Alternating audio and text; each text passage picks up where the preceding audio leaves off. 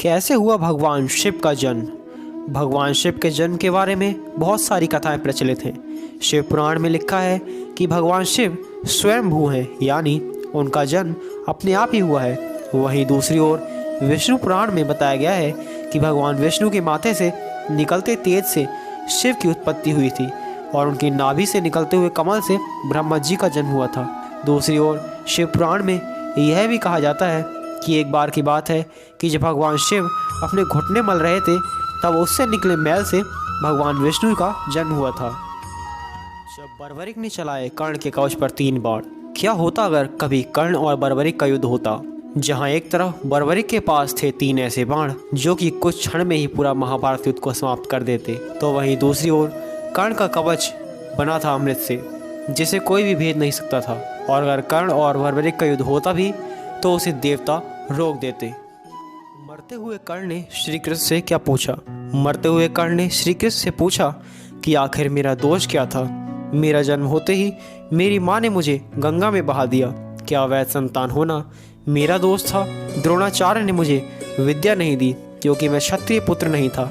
परशुराम जी ने मुझे सिखाया तो सही, लेकिन मुझे श्राप दे दिया। द्रौपदी स्वयंवर में मेरा घोर अपमान हुआ। इसमें मेरा क्या दोष था वासुदेव। आज तक मुझे जो कुछ भी प्राप्त हुआ वह दुर्योधन से ही प्राप्त हुआ है। तो अगर मैं इस विश्व युद्ध में दुर्योधन का साथ देता हूँ तो इसमें गलत क्या है। हनुमान जी की पत्नी कौन थी। ऐसी मान्यता है कि हनुमान जी का विवाह नहीं हुआ था, वे बाल ब्रह्मचारी थे, लेकिन ऐसा नहीं है। कुछ शास्त्रों में हनुमान जी की विवाहित होने का उल्लेख मिलता है। सूर्यदेव हनुमान जी को 9 विद्याओं का ज्ञान देना चाहते थे। इन 9 विद्याओं में से 5 तो हनुमान जी ने सीख ली, लेकिन बाकी विद्याओं को सीखने के लिए विवाहित होना अनिवार्य था। इसी अनिवार्यता की वजह से सूर्यदेव ने अपनी पुत्री सुवर्चला से हनुमान जी का विवाह कर दिया। हनुमान जी से विवाह होने के बाद सुवर्चला सदा के लिए तपस्या में लीन हो गई। हनुमान जी का एक और विवाह रावण की दुहिता अनंत कुसुमा से भी हुआ था। जब रावण और वरुण देव में युद्ध हुआ तब हनुमान जी ने रावण को परास्त किया और परिणाम स्वरूप हनुमान जी का विवाह रावण की दुहिता अनंत कुसुमा से हुआ।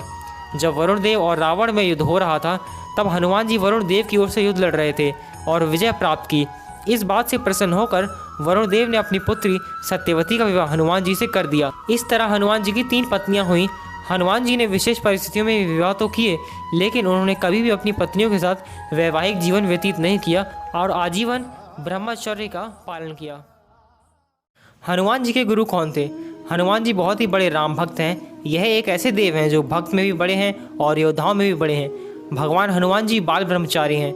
यह बचपन में बड़े चंचल हुआ करते थे, इसलिए इनको शिक्षा के लिए सभी देवों ने विचार किया कि किसे इनका गुरु बनाएं ताकि वह हनुमान जी को शिक्षित कर सके, क्योंकि भविष्य में हनुमान जी महाराज बहुत बड़े कार्य करने वाले थे, इसलिए इनके गुरु को भी महान होना चाहिए। इसी कारणवश सूर्यदेव को हनुमान जी का गुरु बनाया गया, क्योंकि सूर्य कभी भी रुक नहीं सकते, उन्हें गतिमान रहना होता है, क्योंकि अगर वह रुक गए तो पृथ्वी पर रात दिन का अंतर मिट जाएगा। इसलिए सूर्य जितनी तेज गति से आगे बढ़ते हैं, उनके पीछे पीछे हनुमान जी भी उतनी तेज गति से उड़कर सूर्य से शिक्षा प्राप्त करते हैं। इसलिए हनुमान जी के गुरु सूर्यदेव हैं।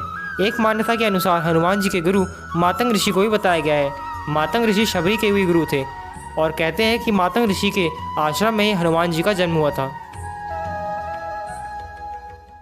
की कथा में एक जाम्बुल अध्याय है जहाँ पर सभी पांडव अपने अपने राज का खुलासा करते हैं। जब पांडव वनवास में थे तब द्रौपदी ने पेड़ पर लगे जामुन का गुच्छा तोड़ लिया था। तब तुरंत ही वहाँ भगवान श्री कृष्ण आ जाते हैं और द्रौपदी को बताते हैं कि पेड़ पर लगे जामुन से ऋषि अपने 12 साल की तपस्या तोड़ने वाले थे। अब तुमने ये अपराध कर दिया है जिससे पांडव खतरे में आ सकते हैं। तब द्रौपदी और पांडवों ने श्री कृष्ण से आग्रह किया कि हमें क्या करना चाहिए। तब श्री कृष्ण ने कहा कि जामुन के पेड़ के नीचे जाकर तुम सबको अपने अपने जीवन के सारे रहस्यों को बता देना है। ऐसा करने से जामुन दोबारा पेड़ पर लग जाएंगे। सभी ने ऐसा ही किया, अपने रहस्यों को खुलासा किया। अब बारी आई द्रौपदी की। द्रौपदी ने कहा कि मैं सबसे ज्यादा प्रेम अपने 5 पतियों से करती हूँ। ऐसा कहने पर जामुन पेड़ पर नहीं लगे। तब श्री कृष्ण ने कहा द्रौपदी कुछ छुपा रही है। उसके बाद द्रौपदी ने कहा मैं सबसे ज्यादा प्रेम कर्ण से करती हूँ। स्वयंवर में मुझे कर्ण से शादी न करना मेरी जिंदगी की सबसे बड़ी भूल थी। सूतपुत्र होने की वजह से मैंने कर्ण से शादी नहीं की और इसका पछतावा मुझे जिंदगी भर रहेगा।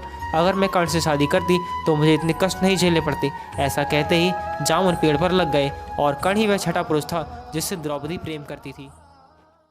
तो फ्रेंड्स, अगर आपको वीडियो अच्छी लगी तो वीडियो को लाइक करें, शेयर करें, कमेंट करें और चैनल को सब्सक्राइब करें and press the bell icon for more amazing video.